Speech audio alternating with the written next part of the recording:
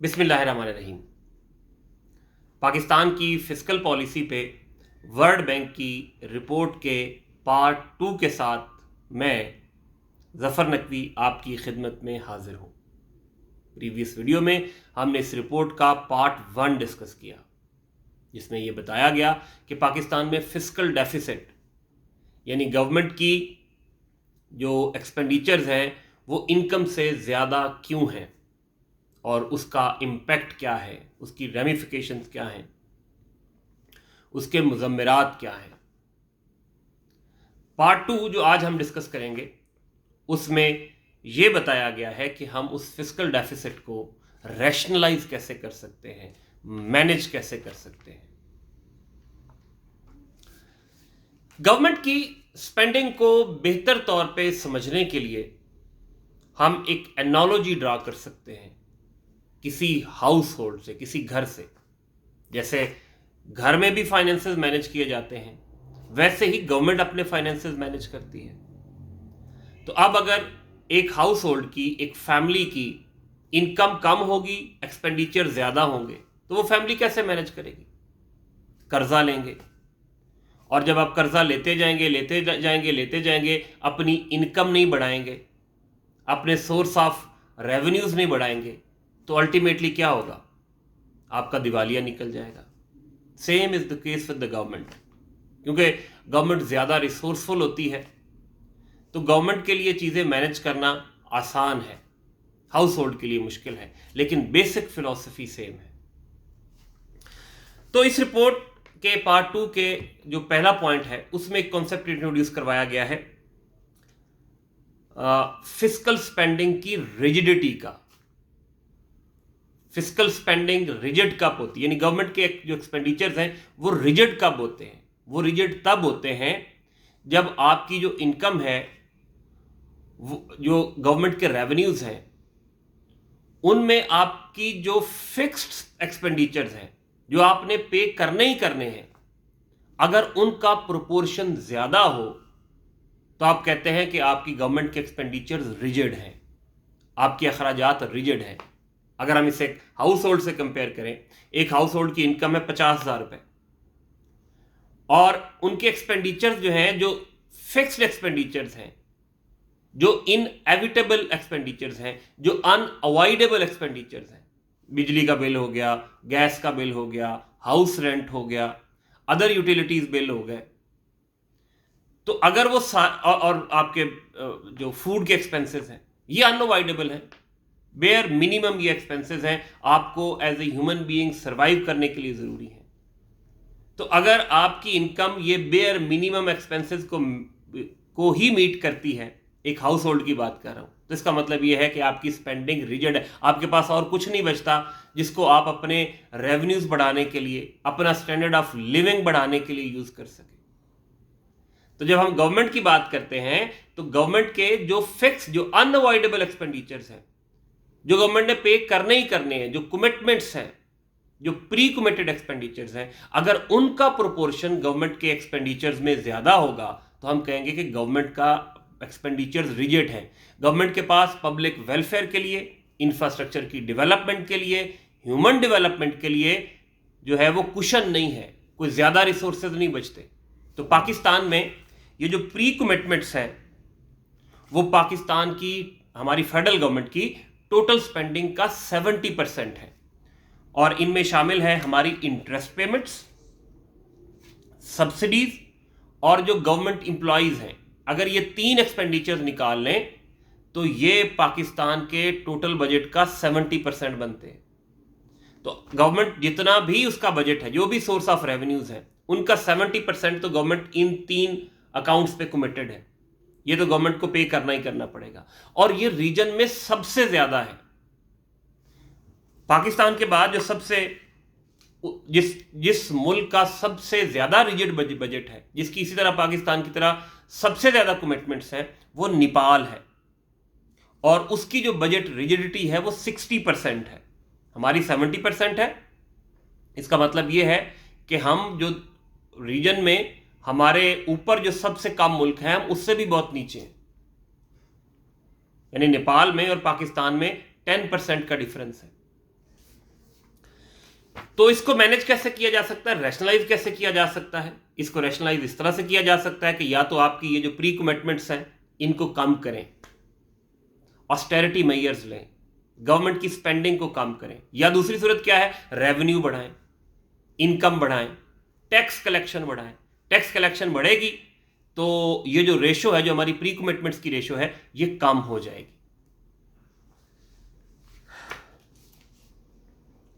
अच्छा, अब उसका वो इंपैक्ट अगले पॉइंट में बताया गया कि despite its importance public development spending is low.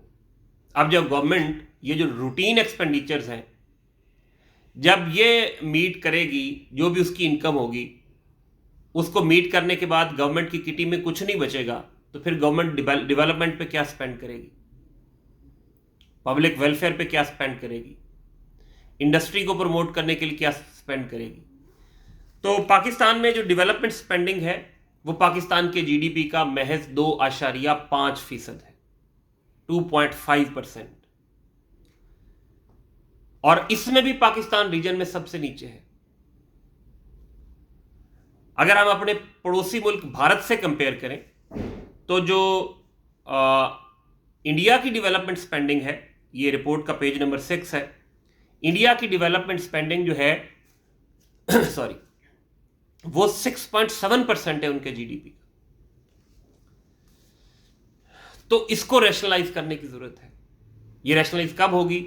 जैसे पहले बताया गया कि आपको अपने इनकम के एवेन्यूज बढ़ाने पड़ेंगे, टैक्स कलेक्शन, टैक्स मशीनरी को एफिशिएंट बनाना पड़ेगा, और स्पेंडिंग जो है, जो नॉन डेवलपमेंट एक्सपेंडिचर्स हैं, जो अननेसेसरी एक्सपेंडिचर्स हैं, उनको अवॉइड करना पड़ेगा। अगले हिस्से में एक पाकिस्तान की जो इकोनॉमिक एलिमेंट्स हैं उसकी एक और बड़ी वजह की निशानदेही की गई है। रिपोर्ट के मुताबिक, in addition to low quantities, the quality of development spending is also constrained by weak public investment management process. यह बहुत बड़ी बात है कि हमारी किटी में तो डेवलपमेंट के लिए पहले ही कुछ नहीं बचता। उसके बाद मसला यह है कि पाकिस्तान में जो डेवलपमेंट प्रोजेक्ट्स हैं उसका जो इंस्टीट्यूशनल फ्रेमवर्क है वो इतना वीक है, यानी जो आपने डेवलपमेंट पे, तरक्की पे पैसे लगाने हैं वो कहां कहां लगाने हैं, तो उसके लिए जो इंस्टीट्यूशनल फ्रेमवर्क है, जो इदारा जाती निज़ाम है, उसमें ऐसी कमजोरियां हैं कि वो पैसे, वो जो मीगर रिसोर्सेज हैं जो डेवलपमेंट के लिए डेडिकेटेड हैं, वो सही एवेन्यूज पे नहीं जाते। आपके पास ऑलरेडी स्केर्स रिसोर्सेज हैं, मीगर रिसोर्सेज हैं, तो उनको ऐसे ऐसे एवेन्यूज पे स्पेंड करने चाहिए जिससे मुल्क में तरक्की और खुशहाली हो, मुल्क का मैक्सिमम बेनिफिट हो। लेकिन बदकिस्मती से वो ऐसे प्रोजेक्ट्स पे लगा दिए जाते हैं, उसकी जो भी रीजंस हो, जो कि वाइट एलिफेंट्स हैं, उस डेवलपमेंट का भी मुल्क को कोई फायदा नहीं होता। आप देखें ना, आप एजुकेशन पे लगाएं, अगर आपकी गवर्नमेंट इंफ्रास्ट्रक्चर पे लगाए, इकोनॉमी को प्रमोट करने के लिए लगाए, तो उससे ओवरऑल मुल्क में तरक्की और खुशहाली आएगी।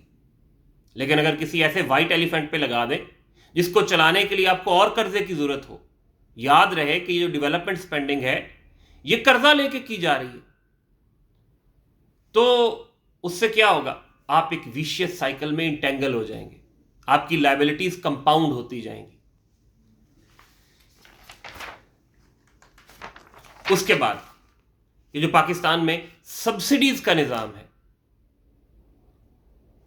ये पाकिस्तान की जो फेडरल फिस्कल पॉलिसी है उसको उसके लिए जो है, ये उस फिस्कल पॉलिसी की प्रोडक्टिविटी के लिए बहुत बड़ी हर्डल है। फिस्कल पॉलिसी पाकिस्तान की फेडरल गवर्नमेंट की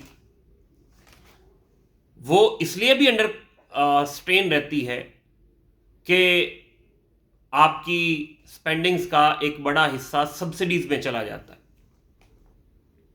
पाकिस्तान में जो सब्सिडीज हैं उनमें सबसे बड़ी इलेक्ट्रिसिटी सब्सिडी है, और हमारे यहाँ जो सब्सिडीज है वो रिग्रेसिव है, रिग्रेसिव सब्सिडी या तो प्रोग्रेसिव होती है या रिग्रेसिव होती है।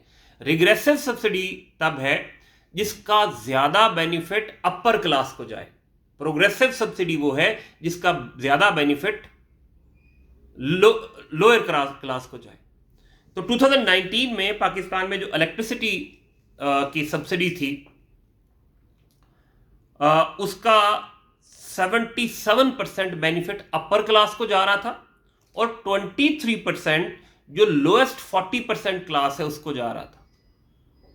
अब आप क्या करते हैं, सब्सिडी दे के आप चंद लोगों को बेनिफिट दे देते हैं और गवर्नमेंट की आप जो लोगों को सब्सिडी की सूरत में पेमेंट्स कर रहे हैं वो पेमेंट्स भी आप प्रोडक्टिव, अल्टीमेटली वो कॉस्ट जो है वो आम आदमी बेयर करता है, उस कॉस्ट को भी आप प्रोडक्टिव एवेन्यूज पे यूटिलाइज कर सकते हैं।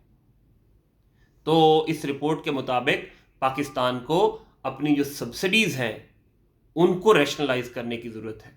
जहां जहां सब्सिडीज की जरूरत है वो बहुत टारगेटेड होनी चाहिए।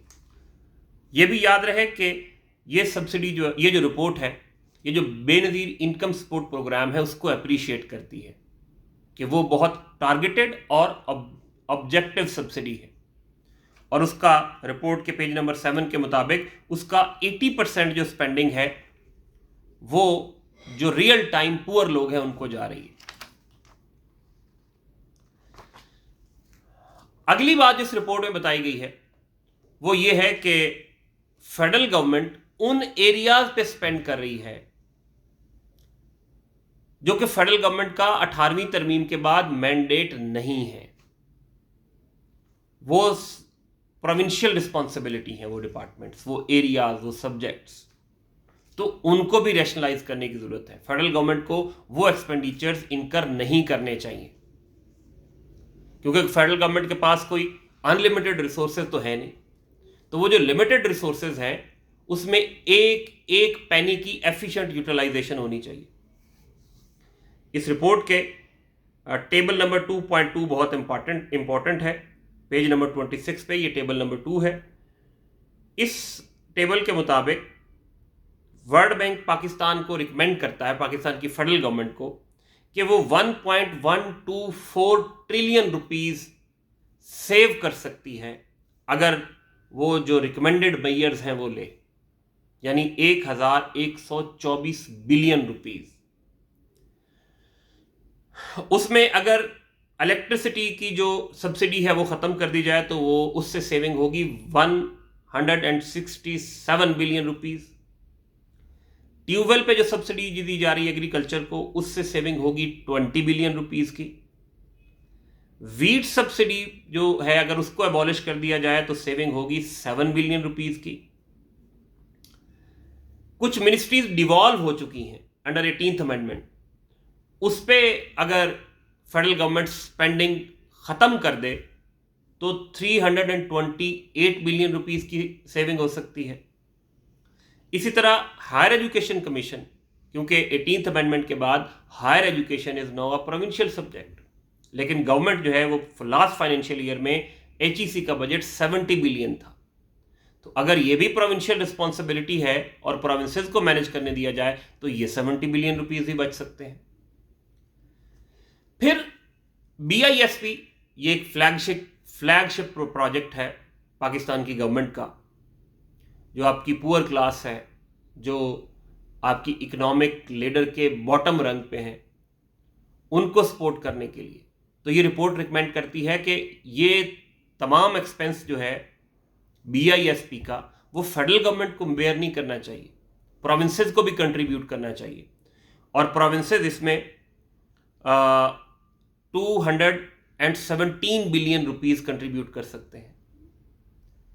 और last but not the least के जो प्रोविंशियल सब्जेक्ट्स हैं, कुछ तो मिनिस्ट्रीज इन्वॉल्व हो चुकी हैं, कुछ ऐसे एरियाज हैं जो प्राइमरीली प्रोविंशियल है लेकिन फेडरल गवर्नमेंट अभी तक उन पे स्पेंड कर रही है। तो अगर वो स्पेंडिंग भी फेडरल गवर्नमेंट रोक दे तो उससे federal government 315 billion rupees save कर सकती है। तो इससे टोटल जो सेविंग है वो 1124 बिलियन है। तो ये था रिपोर्ट का पार्ट 2, जिसका मैंने आपको एक ओवरव्यू दिया। और मैं अगर इस सारी डिस्कशन को सम अप करूं तो इसमें बुनियादी तौर पे बताया ये गया है कि बजट डेफिसिट की एक बड़ी वजह अननेसेसरी स्पेंडिंग्स हैं on behalf of the federal government, जिनको अवॉइड किया जा सकता है। और अगर फेडरल गवर्नमेंट वो एक्सपेंसेस अवॉइड कर ले तो एक तो बजट डेफिसिट कम हो जाएगा, फेडरल गवर्नमेंट की लायबिलिटी कम हो जाएगी, इंटरेस्ट पेमेंट्स कम हो जाएंगी, और वो जो सेविंग्स हैं उनको प्रोडक्टिव एवेन्यूज पे, जिससे आपकी ह्यूमन डेवलपमेंट में इजाफा होगा, जिससे आपकी इनकम जनरेशन में इजाफा होगा, गवर्नमेंट के रिसोर्सेज में इजाफा होगा, मुल्क में तरक्की और खुशहाली में इजाफा होगा। तो ये था वर्ल्ड बैंक की report Pakistan public expenditure review 2023 का पार्ट 2। इंशाल्लाह अगली नशिस्त में हम इस रिपोर्ट का पार्ट 3 डिस्कस करेंगे। तब तक के लिए इजाज़त, अल्लाह हाफ़िज़।